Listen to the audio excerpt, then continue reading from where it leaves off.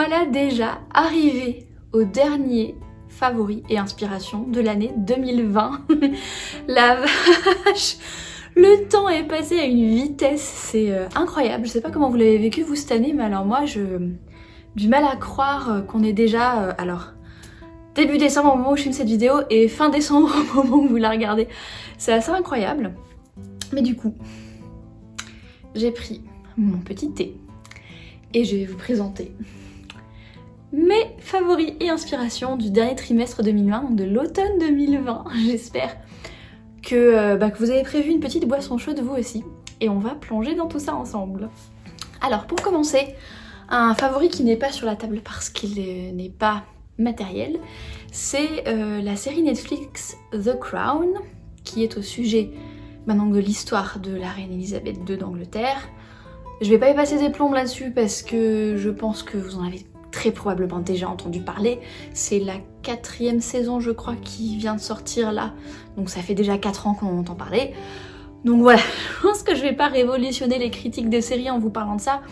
Ce que je peux vous dire, c'est que moi j'ai jamais été passionnée par la famille royale anglaise, hein, donc j'ai regardé ça à la base un petit peu par curiosité en me disant ça risque de pas trop m'intéresser. Et en fait je trouve que la série est très bien faite, elle est très bien réalisée. La manière dont les sujets de chaque épisode, qui en général traitent d'une actualité ou d'un événement qui s'est passé pour l'Angleterre ou pour la famille royale, etc. Je trouve que c'est très bien, voilà, c'est très bien mis en scène, c'est très bien foutu, les acteurs jouent hyper bien. Là dans la saison 4 on a Gillian Anderson en Margaret Thatcher, elle joue mais super bien. Voilà, donc pareil, la petite, je sais plus comment elle s'appelle, mais la petite actrice qui joue la princesse Diana jeune, elle joue super bien, l'épisode sur elle est hyper poignant. Voilà, donc si c'est le genre de série qui vous plaît, série un petit peu historique, etc., avec un petit peu de côté dramatique, etc., je vous invite à découvrir si vous n'avez pas déjà regardé The Crown, qui est sur Netflix. Ensuite, un petit peu de papeterie. J'ai découvert une artiste, alors j'en ai sorti quelques-uns, trucs d'elle. Je pense que je vous ferai un petit insert pour vous les montrer directement au-dessus du bureau en vidéo parce que là vous n'allez pas voir grand-chose. Mais c'est une actrice chinoise qui s'appelle Lin Chia-ning et qui fait, alors ça c'est des espèces de... c'est du scotch décoratif qui se... comment on appelle ça, qui est autocollant, que vous pouvez coller sur... un bullet journal par exemple, ou sur un carnet de sketchbook. Voilà, elle fait des tampons. Donc elle en a, c'est plus récent, ils sont en métal. Donc j'en ai acheté, j'en ai 3, mais il y en a un qui est dans mon petit coffre à trésor. Je vous en parlerai dans le bilan opération porte-monnaie zippé du coffre à trésor. Il y en a un sur les 3 que j'ai pas encore commencé à utiliser. Mais j'ai 3 petits tampons en métal comme ça. Et j'ai aussi mis la main sur d'anciens tampons qu'elle faisait avant de passer aux tampons en métal qui sont en caoutchouc comme des tampons classiques quoi. Et donc ça c'est des tampons encreurs, encore une fois qui permettent de décorer les carnets. Tout ça en fait c'est des sortes de papeterie que j'utilise. Alors moi j'adore ça depuis, ça fait 15 ans que dans la papeterie. Hein. Quand j'ai vécu au Japon en 2006-2007 j'étais ravie parce que là-bas ils ont des rayons papeterie et des magasins des papeteries qui sont vachement plus fournis que chez nous en France. Donc on va dire que j'ai nourri cette passion-là pas mal quand j'étais au Japon et que j'en ai ramené des paquets et des paquets quand je suis rentrée en France. J'en ai encore d'ailleurs des gommettes qui datent de l'époque 2006-2007 que j'avais ramené du Japon parce que j'avais fait un stock monumental. Et en gros, ce genre de papeterie, c'est ce que j'utilise pour tout ce qui est journal, bullet journal, prise de notes, journal créatif, journal artistique, journal de type... scrapbooking, etc. Enfin, c'est tous les systèmes de pratiques créatives sur carnet où vous faites pas que écrire ou dessiner, mais où vous mettez aussi des petits collages, des petits tampons, des petites gommettes, du petit scotch décoratif. Moi j'aime bien récupérer aussi des découpes de magazines dont je coupe quand il y a des jolies couleurs ou des jolies photos et que j'ajoute. J'aime bien coller du papier craft, j'aime bien coller... Des fois je récupère des étiquettes de choses que j'achète ou des petites cartes ou des petites cartes de visite, des choses comme ça. Et en fait le fait de mettre en scène toutes ces choses-là les unes par rapport aux autres, choisir un code couleur par exemple, une palette de couleurs, et puis mettre toutes ces petites choses autour d'une page pour ensuite venir éventuellement écrire des choses au milieu, c'est une forme de créativité. Moi qui adore la papeterie, c'est une forme de créativité que j'adore.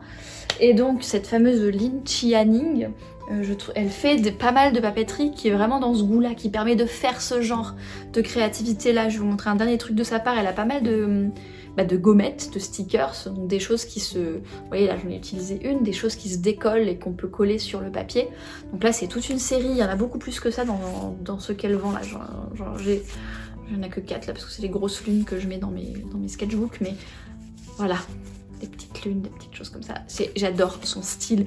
En fait, elle a un style qui fait vachement penser à Jules Verne, Cabinet de curiosité. Donc elle a tous les trucs avec des lunes et des choses comme ça, et ça fait un peu style Voyage vers la lune de Jules Verne, ou genre l'affiche de Méliès là, où ils sont avec leur canon sur la lune, où on voit une lune avec un truc de champagne dans l'œil là.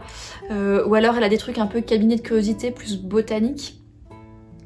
Et pareil, ça fait très spécimen de cabinet de curiosité. Enfin, voilà, j'adore son style. Et pour terminer là-dessus, alors c'est une artiste taïwanaise. Et son site, j'ai essayé d'aller voir parce que je la suis sur Instagram et c'est tout marqué en chinois. En plus, chinois de Taïwan, donc avec des caractères pas simplifiés. Enfin, c'est illisible. Du coup, moi, j'ai trouvé un... En fait, il y a je connais 2 magasins en anglais qui revendent ses trucs. En Allemagne, il y a Kiroku, Kiroku.de. Donc c'est... je sais pas d'où elle vient, mais en tout cas elle est asiatique, mais elle habite en Allemagne. Elle a un petit magasin à Leipzig, elle s'appelle Suna je crois. Et elle a une petite boutique en ligne, donc Kiroku.de. Et elle vend plein de choses de plein de marques, et elle stocke pas mal de Lin Chianing. Et le deuxième magasin en ligne où j'achète Lin Chianing, c'est Cute Things from Japan. Donc ça, c'est 2 sœurs japonaises qui tiennent un petit magasin de papeterie indépendant à Tokyo et qui ont une boutique en ligne, dont d'ailleurs vous allez voir, il y a un autre truc là que j'ai acheté chez elles, et qui vendent donc de la papeterie japonaise, soit de grandes marques un peu connues du Japon, soit de petits créateurs comme Lin Chianing. Et donc elle l'envoie de Tokyo par contre, donc c'est un peu moins carbon friendly que celle qui vient d'Europe. Enfin vous me direz, de toute manière de base ça vient de Taïwan, donc que l'envoi il se fasse avant ou après la vente individuelle, c'est un petit peu la même chose. Mais voilà, si vous comprenez l'anglais, que vous avez envie de tester, il y a ces 2 magasins en ligne là qui revendent cet artiste. Ensuite, favori suivant du thé.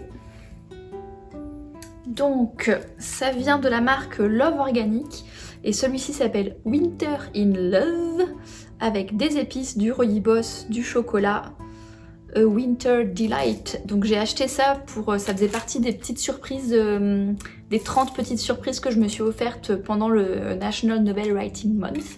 C'est l'avant-dernière ou la dernière que j'ai pioché, je crois, le 29 novembre. Et du coup c'était parfait pour la saison. Je sais pas si vous allez voir grand chose comme ça. Sinon j'en fous partout, hein, n'est-ce pas? Et donc ça contient pas de théine, hein, le rooibos. Le rooibos, c'est une plante qui vient d'Afrique du Sud, par là, un truc comme ça, je crois, qui ne contient pas de théine. Donc ça, c'est ce que je me fais l'après-midi et le soir. C'est parfait pour le goûter. Là, j'ai terminé le thé que vous avez vu dans un de mes vlogs en automne qui s'appelait Rêve d'automne. Ou goûter d'automne, Rêve d'automne, je crois. Je viens de le terminer. Donc du coup, je vais utiliser celui-là pour mes goûters à la place. Voilà, alors après, Love Organic, je crois que c'est assez coûteux, hein. Genre une boîte comme ça, c'est facile, 14 ou 15 balles. Mais voilà, si vous aimez les thés parfumés, en plus là avec un goût un peu chocolaté, il est très gourmand ce thé. Donc si c'est le genre de goût qui vous plaît, je vous invite à goûter.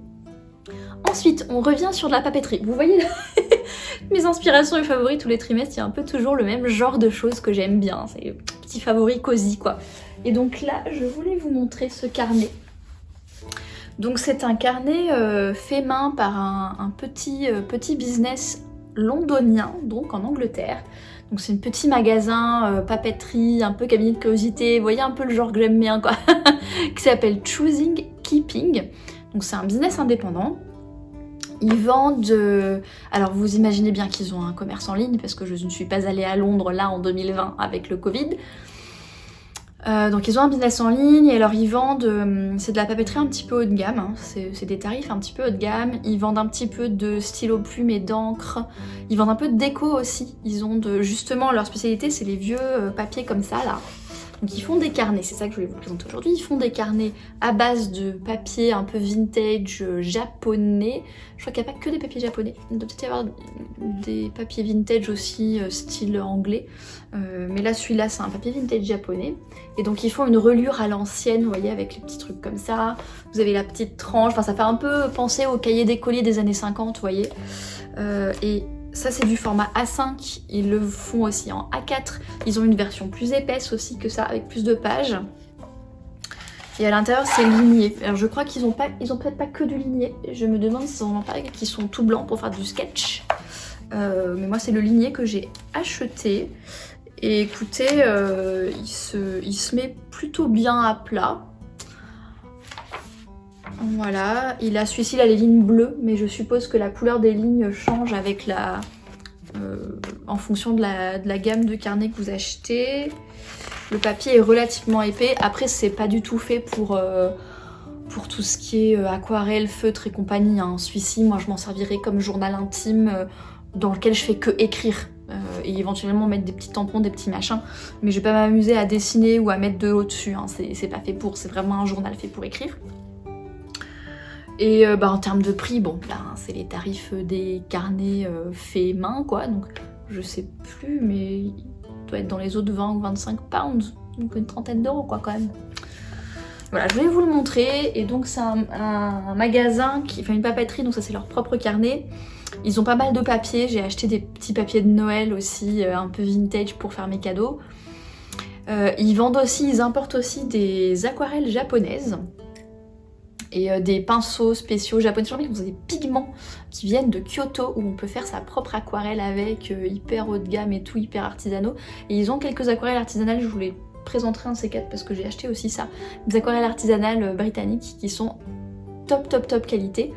Voilà, donc c'est ce genre de ce genre de magasin de papeterie là, si vous appréciez ce genre de jolies choses en papeterie, je vous invite à découvrir Choosing Keeping. Ensuite, un autre favori virtuel qui est pas là-dessus, c'est que j'ai passé là les 4-5 derniers mois à revisionner les séries Buffy contre les vampires et Angel. Donc qui ont été diffusées, Buffy ça a commencé en 1997 et il y a 7 saisons, donc ça a dû être jusqu'en 2004. Et Angel, qui est en fait un spin-off, puisqu'Angel est un personnage qui est dans les 3 premières séries de Buffy. Donc ça a dû commencer en 99 ou 2000 pour la saison 1 et il y a 5 saisons, donc il a dû s'arrêter en 2005. Et donc si vous connaissez pas, c'est vraiment hyper classique on va dire comme série. C'est une série adolescente de vampires. Enfin 2 séries du coup adolescentes de vampires. Donc Buffy, ça parle de Buffy qui est la tueuse de vampires, et donc il y a un contraste hyper intéressant parce que c'est une adolescente de 16 ans qui a en fait des pouvoirs énormes pour tuer les vampires et tout ça. Les 3 premières saisons c'est ses 3 années de lycée où elle arrive à Sunnydale, de Los Angeles vers Sunnydale, elle arrive dans son nouveau lycée. Et elle était un peu dans son ancien collège, elle était un peu populaire, etc. Et là elle arrive, personne ne la connaît, en plus elle a des tas de problèmes parce qu'elle se fait attaquer par des vampires, etc. Du coup elle est mal vue par le principal du lycée. Et donc on la voit qui arrive et qui essaye de se faire des amis, etc. Et donc là j'ai revu la série en étant adulte du coup. Moi je l'avais vue quand j'avais 12-13 ans à l'époque. Et ce que je trouve hyper intéressant, c'est que contrairement à des séries pour ados que j'ai essayé de regarder là maintenant, des séries de maintenant pour les ados de maintenant, peut-être qu'il y a un effet nostalgie, mais il y a beaucoup de séries pour ados de maintenant que je trouve à chier par terre, pour être honnête avec vous. Et Buffy, alors peut-être que si vous regardez ça maintenant, que vous êtes adulte, que vous avez jamais connu en étant ado, vous aurez peut-être pas l'effet nostalgie que moi j'ai eu, et peut-être que vous apprécierez moins que je n'apprécie la série, mais il n'empêche qu'en termes de réalisation, en termes d'idées, en termes de scénario, il y a une certaine qualité quand même de production qu'on est loin de retrouver dans toutes les séries pour ados de maintenant. Et notamment, déjà il y a un dégommage de clichés sur toute la série, il y a plein de personnages, de saisons, d'épisodes qui dégomment complètement les clichés, à commencer par le fait que c'est une héroïne qui est une femme, qui est une adolescente, qui rentre dans le cliché de la femme forte d'un côté puisqu'elle sait se battre, etc. Mais je trouve que ça déconstruit ce cliché-là en même temps, parce que c'est pas juste la femme forte qui a aucune personnalité, c'est vraiment au contraire, elle en prend pour son grade hein, en cette saison. Buffy, c'est vraiment pas évident pour elle. Et je trouve que c'est un personnage qui a énormément de nuances et c'est hyper intéressant. Elle a des personnages autour d'elle qui, pareil, évoluent de manière hyper intéressante. Ce que j'ai trouvé cool en tant qu'adulte, c'est que j'ai vachement aimé comment ils utilisent l'aspect surnaturel pour faire des métaphores de choses qu'il y a vraiment dans la vraie vie, dans la vie d'adolescent puis de jeune adulte. Parce que les dernières saisons de Buffy, elle a 20 ans quoi, donc elle commence à avoir des problématiques plus adultes. Mais on a évidemment la métaphore connue depuis le début de l'histoire des vampires, qui est la métaphore du vampire versus la jeune fille, qui est une métaphore pour les garçons, les premiers émois, la première intimité, etc. Et donc clairement, Angel, c'est l'intérêt amoureux de Buffy dans les 3 premières saisons, et c'est un vampire, et clairement, toute l'histoire d'amour qu'il y a avec eux, l'histoire romantique, leur intimité, etc., c'est clairement la métaphore de mise en garde des jeunes filles par rapport à leur première fois, etc., etc. C'est hyper intéressant. Mais au-delà de ça, il y a beaucoup de situations en fait, et c'est pareil dans Angel. Alors Angel, donc c'est ce personnage-là d'Angel qui finit par avoir sa propre série, et il y a 2 autres personnages de Buffy qui partent dans Angel, et il continue à y avoir parfois des épisodes qui se croisent un petit peu, c'est-à-dire qu'on comprend que ça se passe en parallèle et en même temps, quoi. Donc ça c'est plutôt bien foutu, j'aime bien. Moi j'aime bien quand il y a plusieurs, un même univers, des mêmes personnages et plusieurs histoires parallèles, moi j'adore ça, même dans les bouquins par exemple, j'adore ça. Donc ça c'est cool. Et dans Angel c'est un peu plus adulte, puisque du coup ils montent une espèce d'agence de détectives du surnaturel à Los Angeles, ils ont tous 20-30 ans, enfin c'est un petit peu plus mature que Buffy. Et c'est rigolo parce que donc dans Buffy au départ, surtout quand ils sont ados, c'est la métaphore de genre un démon qui est piégé sur internet à un moment donné, puis c'est la métaphore de quand on commence à rencontrer des gens en ligne, et que peut-être quelqu'un qui se fait passer pour un gentil garçon à aller rencontrer, c'est pas un gentil garçon, c'est un démon, enfin sous-entendu un prédateur adulte par exemple qui se fait passer pour un jeune, etc., etc. Donc il y a plein de métaphores comme ça qui sont super intéressantes. Et dans Angel, ils ont un cabinet d'avocats qui sont en fait maléfiques, qui défendent les intérêts des démons, et là c'est pareil, on peut très bien voir une métaphore intéressante. Et là récemment j'ai vu un épisode, parce que j'ai pas fini de les voir, hein. Il y a plein de saisons, j'ai pas tout vu encore. Récemment dans Angel j'ai vu un épisode où c'est une métaphore à propos des violences policières, notamment à l'encontre des Noirs, donc qui est quand même très d'actualité alors que ça date de 20 ans. Hein. C'est un épisode où en fait c'est des policiers zombies en fait qui sont morts dans les rues et qui sont ramenés et puis qui se retrouvent dans les rues à citer les droits à des gens, évidemment dans un quartier chaud, et à des Noirs, sans les écouter, qui les arrêtent sans raison, etc. Et du coup Angel il se retrouve à enquêter là-dessus, à comprendre que c'est son naturel, parce que c'est des policiers zombies, etc. Blablabla. Mais vous voyez, un exemple typique d'utilisation du surnaturel pour servir de métaphore à une question de société qui est bien réelle. Et moi personnellement en tant qu'autrice de l'imaginaire, donc je fais de la science-fiction, de la science-fantasy, ce genre de trucs, et le genre aussi de Buffy qui est de l'urban fantasy en fait, c'est-à-dire quelque chose qui se passe dans notre monde mais avec des créatures surnaturelles, j'aime bien utiliser le surnaturel comme métaphore de choses de la vraie vie. Je trouve ça vachement... c'est ça, ça fait partie des intérêts de l'imaginaire en fait, je trouve ça intéressant. Je trouve ça intéressant quand c'est bien fait. Par exemple, mon bouquin d'urban fantasy qui est actuellement en soumission chez les éditeurs, j'ai fait clairement une métaphore entre la découverte du personnage principal du monde surnaturel avec ma découverte quand j'ai quitté le salariat de tout ce qui est milieu artistique, indépendant, entrepreneurial, etc. Je savais même pas que ça existait avant de ne plus être salariée. Et quelque part, quand elle découvre le monde des démons, des magiciens, des académies magiques et des machins comme ça, c'est clairement une métaphore de moi quand j'ai découvert ce milieu-là, un milieu artistique, etc. en quittant le salariat, quoi. Donc clairement, moi j'adore utiliser l'imaginaire comme métaphore. Voilà, je vais m'arrêter là sur Buffy et Angel. Tout ça pour dire que si vous l'avez déjà vu par le passé et vous voulez le revoir en tant qu'adulte, il y a toujours plaisir à le voir parce qu'il y a quand même plein de trucs qui sont bien foutus. Et puis si vous ne l'avez jamais vu, vous êtes adulte, écoutez, Buffy est sur Amazon Prime je crois, donc si vous avez accès, tentez le coup, vous verrez si ça vous plaît ou pas. Ensuite, j'ai un seul livre aujourd'hui, puisque je vous ai présenté pas mal de bouquins dans les minutes automnales courant octobre. Du coup, je vous ai déjà montré plein de favoris. Donc aujourd'hui, je vous en montre qu'un. C'est Dorothy Dunnett, The Game of Kings. Et donc en fait, c'est une écrivaine britannique qui a écrit une série qui s'appelle The Lymond Chronicles. Je ne suis pas sûre que ce soit traduit, parce que c'est pas un truc hyper connu. Il y a 6 ou 7 tomes, je crois, au total, 6 peut-être. Je les ai tous achetés. Et j'adore. J'adore. Ça se passe à l'époque post-Henri VIII. Donc Henri VIII est mort, mais c'est pas encore Élisabeth Ier qui est sur le trône. Donc c'est justement l'espèce de période où Henri VIII il est mort et il a laissé une succession un petit peu vague. Et donc c'est l'époque de Marie reine d'Écosse qui, dans ce bouquin-là, elle a 4 ans. C'est l'époque des guerres entre l'Angleterre et l'Écosse, des Français qui se foutent le nez dedans, qui veulent être alliés des Écossais, etc. Donc c'est historique.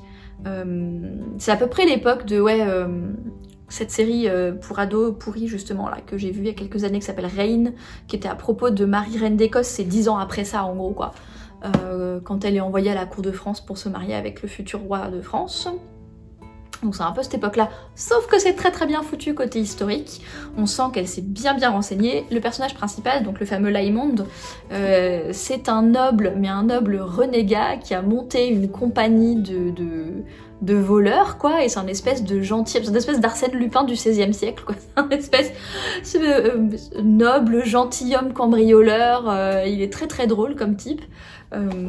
C'est vraiment très savoureux, les dialogues sont hyper savoureux, c'est écrit hyper... Alors c'est très bien écrit au point que si vous ne parlez pas très bien anglais, je laissez tomber. Parce que moi qui parle couramment anglais, il y a 2-3 mots que je connais pas par page quoi. C'est extrêmement bien écrit, c'est extrêmement soigné, il y a même des passages en vieil anglais, enfin bon, ça m'a un peu fait penser à... Dan Simmons et Hyperion qui s'est basé sur la balade de Chaucer, les contes de Canterbury. Là c'est pareil, on sent une culture littéraire, etc. de la part de l'autrice. Voilà, donc c'est extrêmement bien écrit, c'est extrêmement bien ciselé. C'est pour ça que je mets du temps à le lire aussi, parce que je lis ça à 22 h le soir et que j'ai pas toujours la tête à tout comprendre. Mais si vous comprenez très bien l'anglais, ou si par miracle il y a une traduction française quelque part, je vous le conseille vivement parce que ce personnage de Lymond est extrêmement savoureux. C'est exactement le genre de truc à la fois un petit peu cosy, parce que les personnages c'est des aristocrates, etc., des affaires de mariage et compagnie, on se croirait un peu chez Jane Austen, mais 200, 300 ans avant, 250 ans avant. Mais on est un peu dans ce genre-là, quoi, dans ce truc-là. Donc il y a un petit côté cosy. Et en même temps, c'est pétillant, c'est savoureux, il y a cette espèce d'humour pince sans rire. Enfin, en fait, c'est vraiment ce mix cosy avec la pointe d'humour qui correspond au mélange cosy-humour que j'aimerais bien avoir dans mes histoires. Donc très inspirant pour moi, j'adore, c'est que le tome 1. Je vais me régaler pendant des mois avec ce truc parce que je lis lentement et qu'il y en a 5 autres qui m'attendent. Ça va être trop bien. Ensuite, je reviens sur de la papeterie avec... Ça aussi, je pense que je vous ferai une petite vue à part pour vous les montrer de plus près. Donc c'est des... On a fait des washi tape, c'est-à-dire des scotch décoratifs. Washi, ça veut dire papier japonais, en japonais. Et tape, c'est scotch en anglais. Et enfin, scotch, adhésif. C'est pour ça qu'on appelle ça du scotch, mais c'est une marque scotch en fait. Ruban adhésif décoratif. Et en anglais, ils appellent ça du washi tape ou du masking tape. Donc c'est très utilisé, comme je vous disais, sur les trucs de Lin Channing, là, c'est très utilisé pour tout ce qui est papeterie créative, journal créatif, scrapbooking, ce genre de trucs-là. Et donc là, la marque qui s'appelle Masking Tape, MT, qui est une marque japonaise, je crois, a sorti une collection William Morris. Je les ai pas tous achetés, mais je pense que je les ai presque tous achetés. Donc William Morris, c'était, j'adore ce type, c'était un Anglais qui a vécu au 19e siècle et qui a été notamment, je sais pas, on appelait pas ça graphiste à l'époque. Je sais pas comment on appelle ça. Designer. Enfin, qui créait des bidules comme ça, là. Je suppose qu'il en faisait des tentures, des papiers peints, enfin je sais pas ce qu'ils en faisaient de ces motifs, mais il créait ce type de motifs et il était aussi un peu philosophe. Là c'est lui qui parlait de la qualité plutôt que de la quantité. On peut dire que c'est un espèce de père fondateur du minimalisme en quelque sorte, et de réflexion un petit peu autour de tout ça. Où il a commencé à parler des problèmes liés à l'industrialisation, de la baisse de qualité des objets, ce genre de trucs. C'était quelqu'un qui manifestement aimait beaucoup les jolies choses et qui n'aimait pas le chemin que prenait l'industrialisation des choses. Et donc il a écrit pas mal de trucs sur le sujet, il a écrit pas mal de trucs sur la condition de travail aussi, hein, la valeur du travail, toutes ces choses-là. Je vous en dirai plus si vous voulez, parce que j'ai commandé un livre là pour Noël de William Morris justement, donc parce que j'ai envie d'en savoir un petit peu plus sur sa vision des choses. Je sais pas trop exactement quelle était sa philosophie autour de tout ça. Tout ce que je sais, c'est qu'il aimait bien les jolies choses et qu'il aimait bien promouvoir la qualité, l'artisanat, ce genre de trucs. Et donc il était lui-même créateur de ce genre de motifs là. Donc on est sur des trucs 19e quoi, hein, des trucs assez classiques. Mais moi j'adore. Du coup quand j'ai vu qu'ils faisaient une collection de washi tape sur le thème de William Morris, donc que j'ai acheté chez Cute Things from Japan de Tokyo, et ben je me suis jetée dessus et j'en ai acheté plein. Enfin, dernier machin, pour clore ces favoris automne-hivernaux de 2020. C'est tout simplement une crème pour les mains, je sais pas vous, mais alors... Bon moi ça fait des années que j'utilise des crèmes pour les mains, mais cette année avec le gel hydroalcoolique et le lavage de mains qui est quand même beaucoup plus fréquent qu'avant, j'ai les mains qui sont beaucoup plus sèches en fait, hein, et qui réclament beaucoup plus de soins. Et donc juste avant le reconfinement là, j'ai fini ma crème. Moi d'habitude je prends la crème au karité de chez L'Occitane, et j'ai fini ma crème et j'avais rien d'autre, et il n'y avait pas d'Occitane là où j'étais, mais par contre il y avait un Body Shop. Du coup je suis rentrée et puis franchement je pense que c'est kiff kiff bourricot, hein. L'Occitane de Body Shop, c'est des trucs quand même assez industrialisés, etc. Même si les deux ont un positionnement un peu plus naturel, écolo, machin, ça reste des gros trucs industriels quoi, donc je pense que c'est un peu kiff kiff les deux marques. Et donc là j'ai pris particulièrement leur édition, donc c'est Vanilla Pumpkin, donc crème pour les mains avec de l'extrait de vanille de Madagascar et un parfum citrouille. Donc en fait c'est un parfum épicé, très automnal, j'ai acheté ça en octobre, et en fait c'est leur édition limitée. C'est un peu le problème de ces favoris où je vous parle 3 mois après de trucs qui sont potentiellement plus dispo. Parce que ça c'est une édition limitée qui est que jusqu'au 31 octobre chez The Body Shop, mais la vendeuse m'a dit que quand ils ont des invendus, ils le ressortent en période de solde. Donc si vous écoutez ça fin décembre, que l'idée de vous mettre sur les mains un truc qui a un goût de vanille et d'épices d'automne, si ça vous fait envie, et ben je vous invite à aller voir The Body Shop début janvier là quand les soldes commenceront, parce que peut-être qu'ils ressortiront cette collection là en solde et que du coup ce sera encore moins cher. Voilà, donc j'ai pris la crème pour les mains, j'ai aussi pris la crème pour le corps, et c'est cool quoi, ça me fait plaisir et je voulais finir les favoris là-dessus. Voilà, je sais pas depuis combien de temps je vous parle, c'est le grand drame de toute cette chaîne, je ne sais jamais depuis combien de temps je vous parle, et je finis avec des vidéos de 45 minutes. Donc, merci infiniment d'avoir regardé ces favoris avec moi aujourd'hui.